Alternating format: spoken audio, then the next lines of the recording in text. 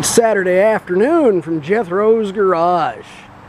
Well, last week I put up a cell phone video of me trying to flush some descaler through this outboard in an attempt to see if I could get a overheating problem cured, and it did not work.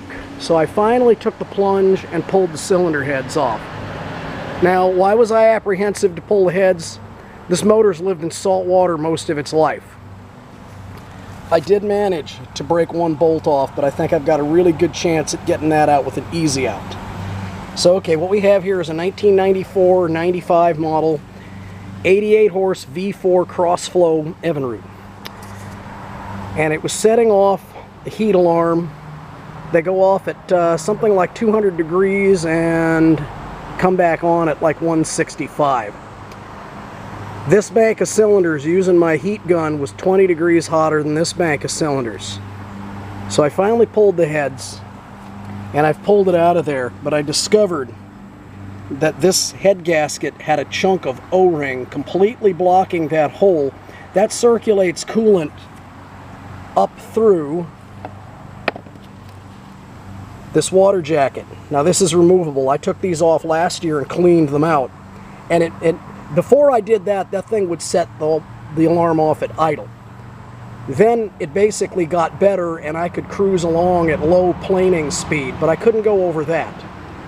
So anyway, not only was that completely blocked, but there was a huge wad of debris, just like leaves and crap, jammed down in there. So it just wasn't circulating water. These are actual water deflectors that are factory. They're supposed to be in there.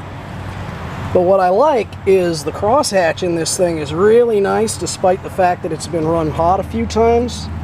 There's no ridge I can feel in these cylinders whatsoever.